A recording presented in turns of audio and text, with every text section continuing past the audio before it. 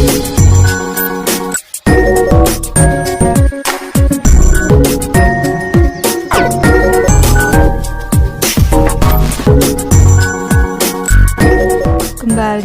belajar bersama Bu An, patut kita bersyukur kepada Tuhan anak-anak, karena pada kesempatan kali ini kita bisa bertemu dalam pembelajaran matematika.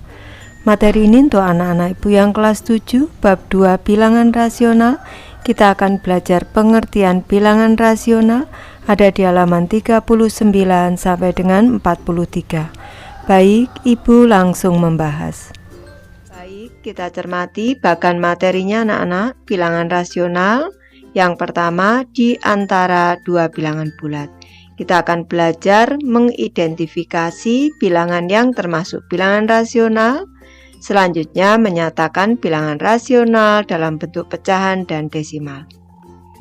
Yang kedua, membandingkan bilangan rasional. Kita akan belajar bilangan rasional pada garis bilangan. Yang ketiga, operasi hitung bilangan rasional.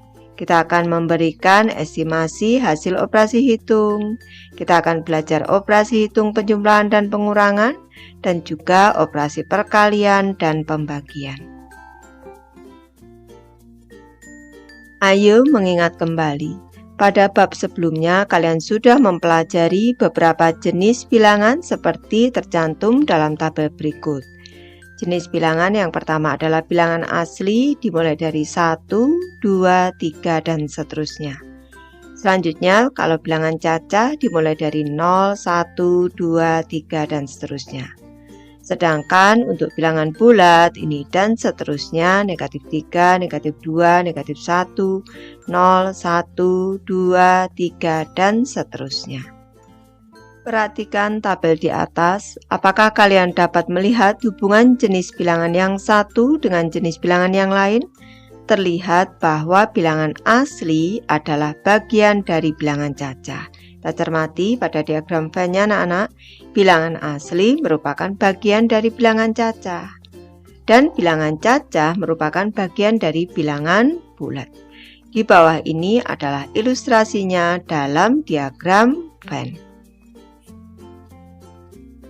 Pembelajaran A di antara dua bilangan bulat. Permasalahan anak-anak, ayo berdiskusi. Yang ke-1, setelah mempelajari bilangan bulat dan garis bilangannya pada bab sebelumnya, perhatikan garis bilangan di bawah ini. Bersama teman kalian, cobalah melengkapi garis bilangan di bawah ini dengan bilangan bulat yang sesuai dengan tempatnya.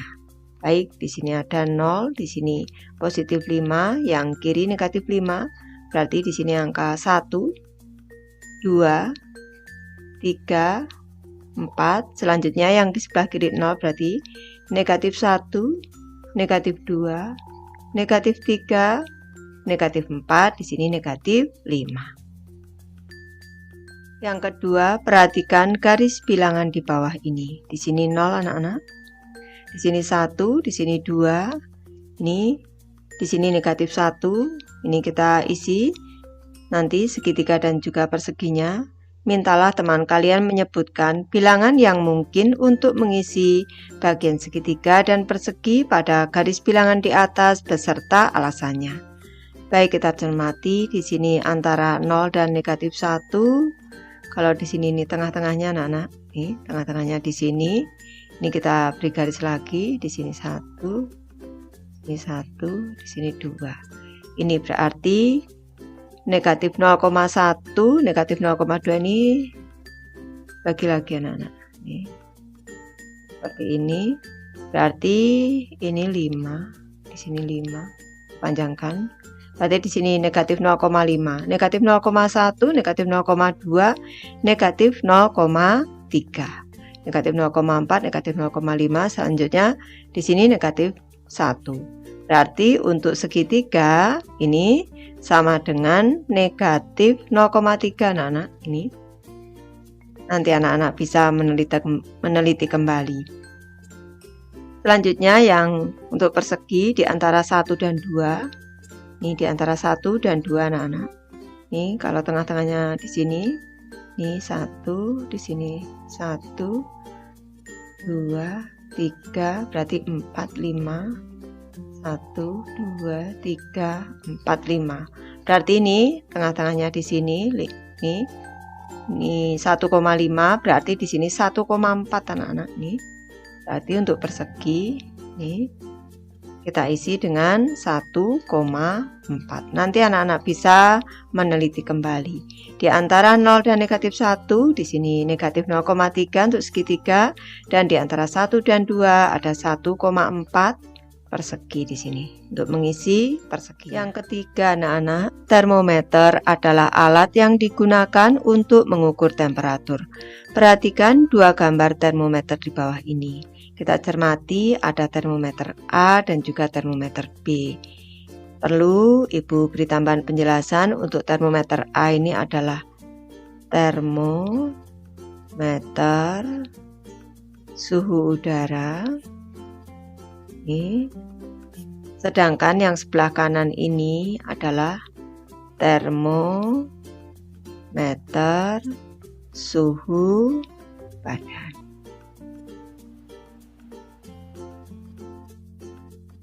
Ke pertanyaan anak-anak, apakah kalian tahu perbedaan fungsi kedua termometer di atas? Baik, Ibu bahas untuk yang A, termometer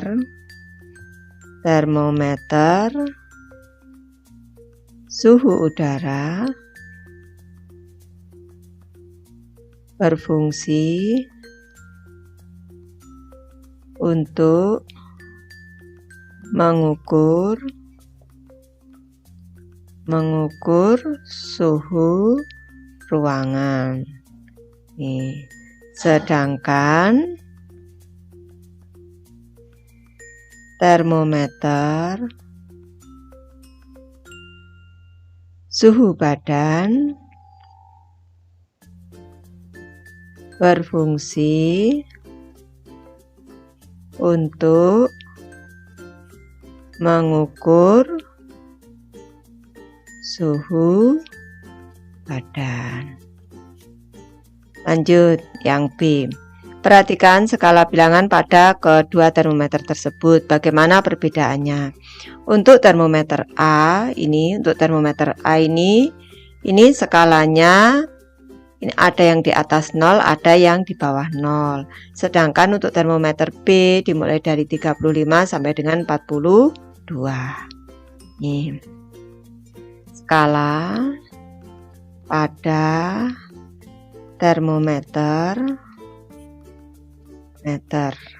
A ini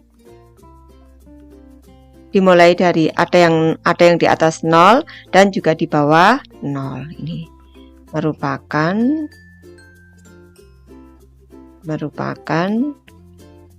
bilangan bulat. Nih. Karena ada yang di bawah 0 juga anak-anak. Sedangkan untuk skala pada termometer B ini dimulai dari 35 anak-anak. 35 sampai dengan 45, dimulai dari 35 derajat sampai dengan 45 derajat. Lanjut yang C. Mengapa pada termometer B masih terdapat garis-garis di antara dua bilangan bulat? Misal pada 37 derajat dan 38 derajat. Apa kegunaan garis-garis tersebut? Ini antara 37 sampai dengan 38 anak-anak. Ini ada garis kecil-kecil. Ini untuk menyatakan bilangan desimal anak-anak. Suhu normal manusia itu 36. Suhu badan normal itu. Suhu badan normal ini 36,1 sampai 37,2 derajat Celcius. Kalau lebih dari itu berarti demam anak-anak.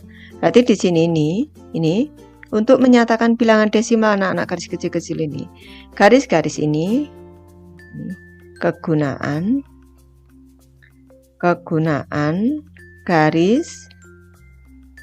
garis tersebut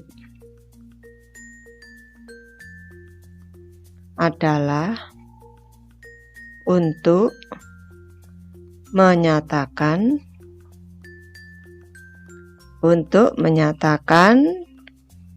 bilangan desimal. Karena sangat penting anak-anak. Ini kalau suhu badannya misalnya 37,5 itu sudah termasuk demam anak-anak, karena normalnya paling atas ini 37,2 derajat Celcius. Sangat penting ini garis-garis ini untuk menyatakan bilangan desimal. Dari permasalahan di atas diketahui di antara dua bilangan bulat berurutan terdapat bilangan lain. Bilangan ini bukan bilangan bulat. Jika pada bab sebelumnya kalian telah mempelajari bilangan bulat, maka berikut ini kita akan mempelajari jenis bilangan yang lebih luas lagi. Pembelajaran ke-1, pengertian bilangan rasional. Eksplorasi 2.1, memahami bilangan rasional. Yang ke-1, perhatikan nilai A dan B pada tabel berikut dan lengkapi kolom A per B. Kita cermati A1, B2, A per B 1/2. Selanjutnya A minus 5, B 12. Ini A per B minus 5/12. Selanjutnya A8, B2, A per B 8/2. Selanjutnya A1, B1000 berarti A per B 1/1000. Ini selanjutnya A-nya 3, B-nya 6 berarti 3/6 A per B. A-nya 2, B-nya 3, A per B 2/3. Selanjutnya ini 16, A-nya, B-nya 18 berarti 16/18. Sekarang A-nya 5, B-nya minus 12 berarti A per B 5/-12. Selanjutnya A-nya minus 8, B-nya minus 9, di minus 8/-9. Kalau kita cermati anak-anak, ini masih ada yang bisa disederhanakan. Minus 5/12 ini sama dengan minus 5/12 seperti ini. Ini karena minus dibagi plus itu minus. 8/2 ini sama dengan 4. Ini 1/1000 sudah sederhana. 3/6 ini bisa kita sederhanakan, atas bawah dibagi 3 menjadi 1/2. Ini. Selanjutnya 2/3 sudah paling sederhana. 16/18 ini dibagi 2 atas bawah 8/9. Ini. Selanjutnya ini 5/-12 ini sama dengan minus 5/12. Karena positif dibagi negatif itu negatif. Minus dibagi minus itu plus, berarti ini sama dengan 8/9. Kalau kita cermati anak-anak, ini setengah. Ini senilai dengan 3/6. Ini senilai. Selanjutnya yang senilai lagi kalau plus dibagi plus ini plus, minus dibagi minus juga plus ini.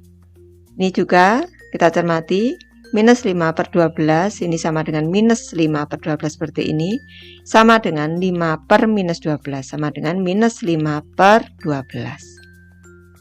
Kalau di sini 2/3 anak-anak, misalkan 2/3 itu bilangan yang senilai dengan 2/3 itu bisa juga kita kalikan 2 misalkan. Nih, 2 kali 2 4, 3 dikali 2 6. Ini senilai. Nih, senilai lagi. Kita kalikan 3. 2 kali 3 6, 3 kali 3 9. Ini juga senilai. Jadi 2/3 itu senilai dengan 4/6, senilai dengan 6/9. Pembahasan untuk A dan B yang keduanya merupakan bilangan bulat dan B tidak nol, maka semua bilangan yang dapat dinyatakan dalam A per B disebut bilangan rasional. Pada sistem bilangan yang lebih luas lagi, yaitu bilangan real, semua bilangan yang tidak termasuk bilangan rasional disebut bilangan irasional.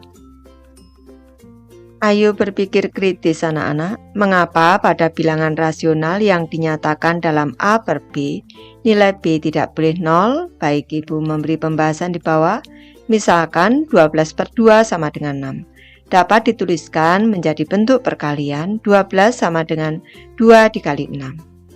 pada 12/0 sama dengan ini kotak, maka dapat dituliskan 12 sama dengan 0 dikali kotak.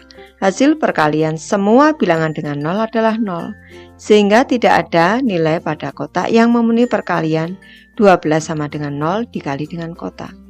Oleh karena itu, kita tidak dapat membagi bilangan dengan 0.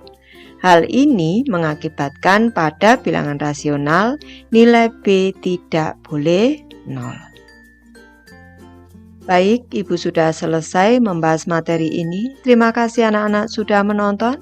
Semoga ini bermanfaat membantu anak-anak belajar. Terima kasih.